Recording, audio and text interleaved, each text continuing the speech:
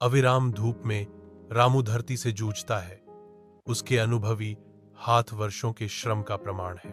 कड़ी मेहनत के बावजूद रामू के होंठों पर एक हल्की मुस्कान नाचती है, जो आशा का मौन वादा है। युवा राजू आता है।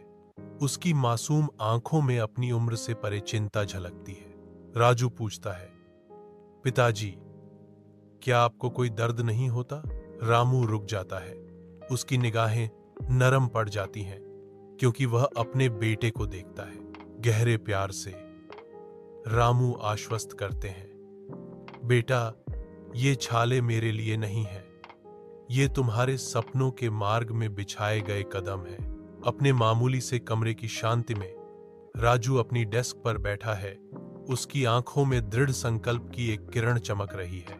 उसका छोटा कमरा महत्वाकांक्षा की रोशनी से चमकता है, जो उसके अटूट संकल्प का प्रमाण है।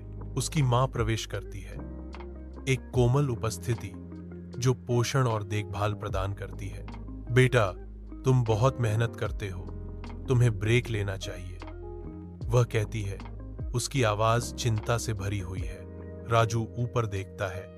उसकी आंखों में गहरे उद्देश्य की भावना झलकती है और वह जवाब देता है, मां, मैं अपने पिता के सपनों को पूरा करना चाहता हूं। अटल निश्चय के साथ वह घोषणा करता है, मैं उसे कभी निराश नहीं करूंगा।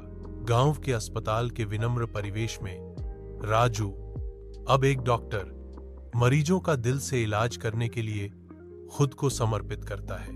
आज जो हूं, इन्हीं हाथों की वजह से हूं, राजू प्रतिबिंबित करता है। उसके शब्द उन हाथों के प्रति कृतज्ञता से गूंजते हैं जिन्होंने उसकी नियति को आकार दिया।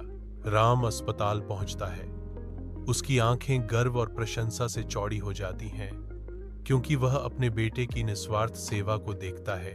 भावना से अभिभूत रामू की आंखें आंसुओं से भर आती हैं, क्योंकि वह राजू के समर्पण के गहरे प्रभाव को देखता है। पिता के स्नेह के एक कोमल क्षण में रामू अपने बेटे को गले लगाता है।